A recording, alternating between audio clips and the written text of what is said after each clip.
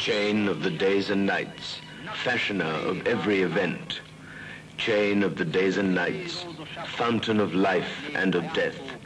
Chain of the days and nights, two-colored thread of silk, woven by him that is into his being's robe.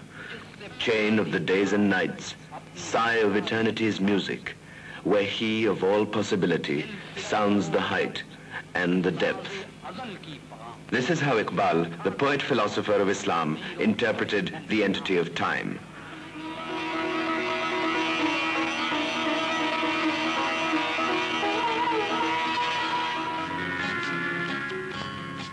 There was a time when the dynamic message of Islam spread from the shores of the Atlantic to the borders of China. For about a millennium, Muslims were the dominant power in the old world. They freed humanity from the shackles of slavery and exploitation. They revived the Greek philosophy, opened new avenues of knowledge, and ignited the torch of learning in the utter darkness of the Middle Ages. They founded a civilization which created many splendors. The immortal message of Islam shook the mighty Himalayas, and the South Asian subcontinent saw its golden age under the Mughals.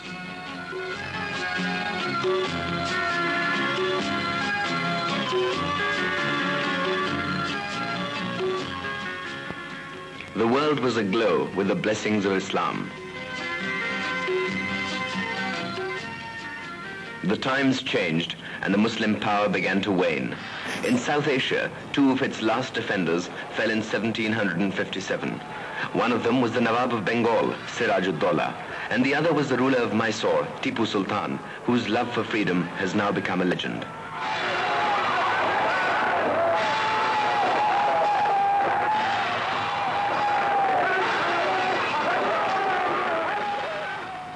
In 1857, Emperor Bahadur Shah Zafar, a mere symbol of Mughal power, was deposed and banished to Rangoon.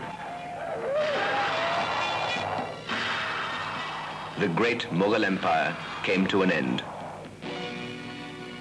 The age of enlightenment in the West had brought darkness to the East. The rising European powers subjugated and colonized the rich countries of Africa and Asia. They were growing under their tutelage. South Asia was being crushed under the white man's burden when a man was born who was to become immortal as an apostle of freedom and as a poet whose exquisite verse is a clarion call to action.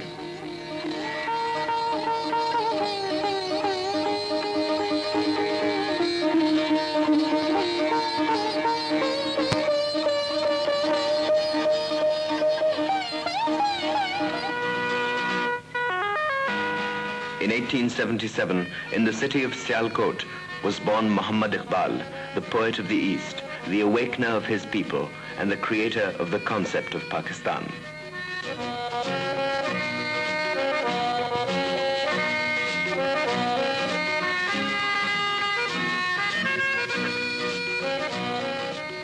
His father, Sheikh Nur Muhammad, and mother, Imam Bibi, were pious and God-fearing.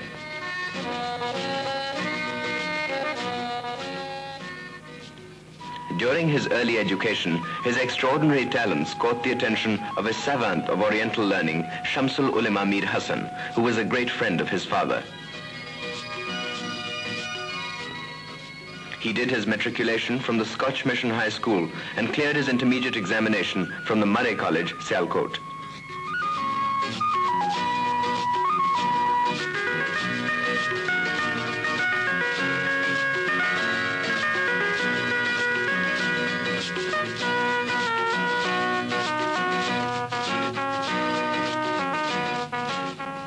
Lahore, the provincial capital of Punjab, was a great educational center.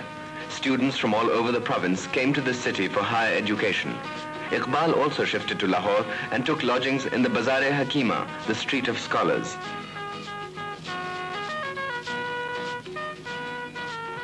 For centuries, Lahore has been a great center of Islamic culture and civilization. It was in this city that Iqbal bloomed as a poet and saw the dream of an Islamic renaissance. The superb artistry of Lahore's historical monuments bear witness to the achievements of the Islamic civilization in this part of the world. Iqbal took admission in the Government College Lahore, from where he graduated in 1897, and a couple of years later received his master's degree in philosophy from the Punjab University.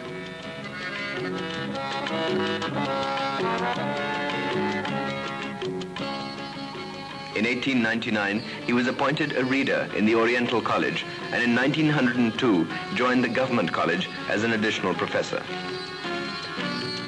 Recognition came to him early as a poet of great consequence. Recital of his poems was a regular feature of the annual sessions of the Anjuman-e-Himayat-e-Islam, a socio-educational organization for the uplift of the Muslims.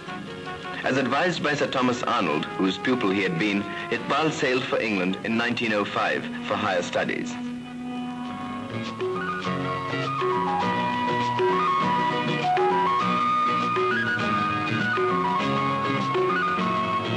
When his ship approached Aden, the sight of the Holy Land of Arabia stirred his emotions. This was the land treaded upon by the Holy Prophet, the last messenger of the Almighty, who had proclaimed the unity and sovereignty of God and gave mankind a code of life, which is a panacea for all the ills of humanity. Islam envisages a human society free from all kinds of exploitation. It gives equal rights to every man for his spiritual and material development, irrespective of caste, color, creed, or language. The sight of the Holy Land reminded Iqbal that the Muslims had shunned superstition and ignorance and extolled knowledge. They were instrumental in bringing about the Renaissance in Europe and were in fact the progenitors of all advancement made by mankind today. But they were themselves lying low in a state of intellectual stupor since the Middle Ages. Up till now, Iqbal's poetry was a reaction to external stimuli, such as nature, eroticism, nationalism, etc. Now he was to become a judge of his environment, a creator of values, an interpreter of the humane ideals of Islam. Iqbal reached London on 24th September 1905.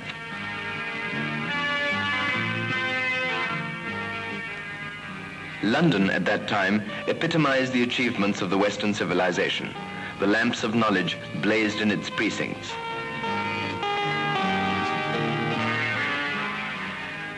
Iqbal took admission in the Trinity College, Cambridge, where he found in Professor MacTaggart a great teacher of philosophy who influenced him considerably. He was awarded a degree in philosophy from Cambridge and was called to the bar from the Lincoln's Inn. In England, he made friends with such renowned Orientalists as Professors E.G. Brown, Nicholson, and Sawley. The house in which Iqbal lived in London bears a memorial plaque. In the meantime, Iqbal went to Heidelberg, where he learned the German language and collected reference material for his thesis. His lodgings in Heidelberg bear a memorial plaque.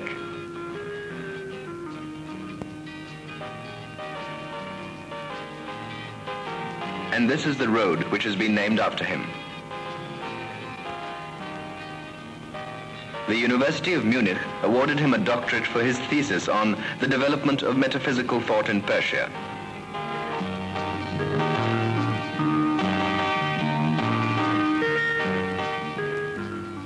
A memorial to Iqbal adorns the city of Munich.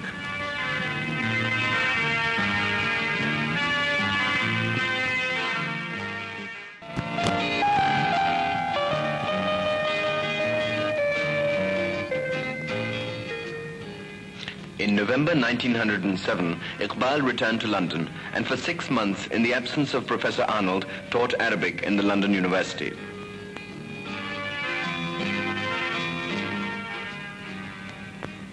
During his 3-year stay in Europe, Iqbal drank deep at the fountainheads of Western philosophy and culture. He approached modern knowledge with a respectful but independent attitude.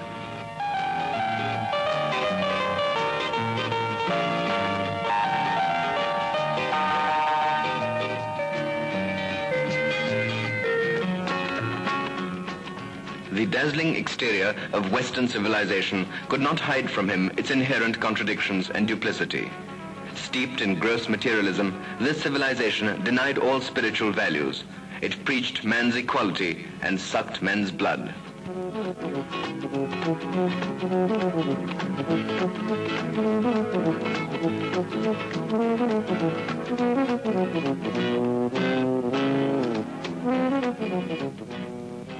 Iqbal was strengthened in his conviction that it was only the true spirit of Islam, fortified by modern knowledge, which could solve the problems confronting mankind.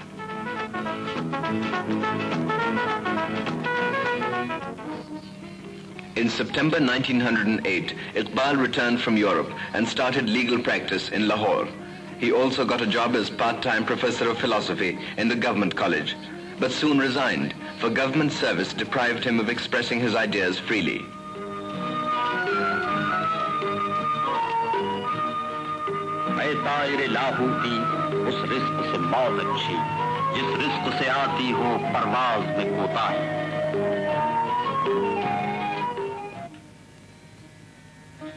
About that time, the plight of the Muslims was reaching its lowest ebb.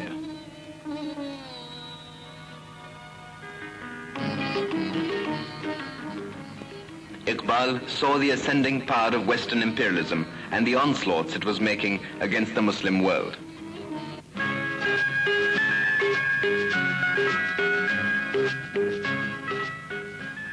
The Western powers were bent upon exterminating the last of the great Muslim powers, the Ottoman Empire.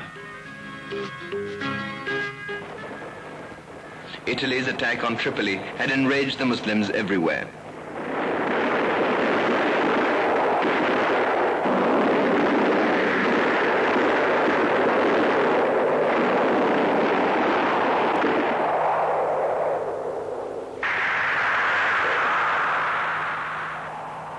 The hearts of the Muslims in South Asia were beating in unison with their brethren in the war-torn countries.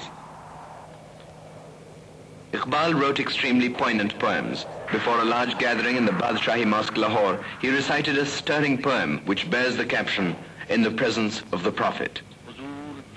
There is no quiet, Master, in that land of time and space, and that existence we pursue forever hides its face. But I have brought this chalice here to make my sacrifice. It holds a thing not to be found within all paradise. See here, O Lord, the honor of your people brimming up. The martyred blood of Tripoli, O Lord, is in this cup.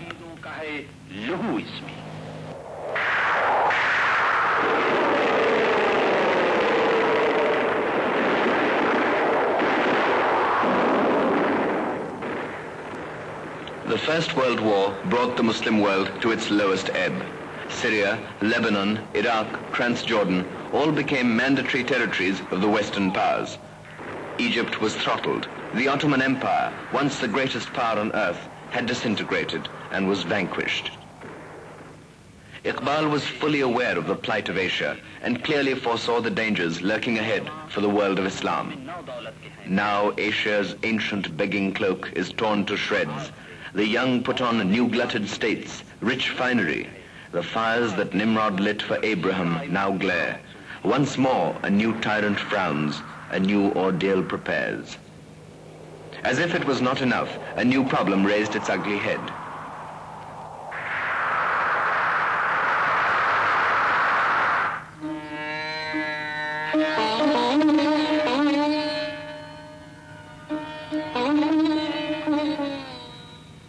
The Western powers were leaving no stone unturned for the establishment of a Jewish state in Palestine.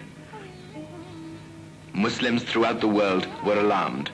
Iqbal wrote in a letter, "Presently, the Palestinian problem is foremost in the minds of the Muslims. Personally, I am ready to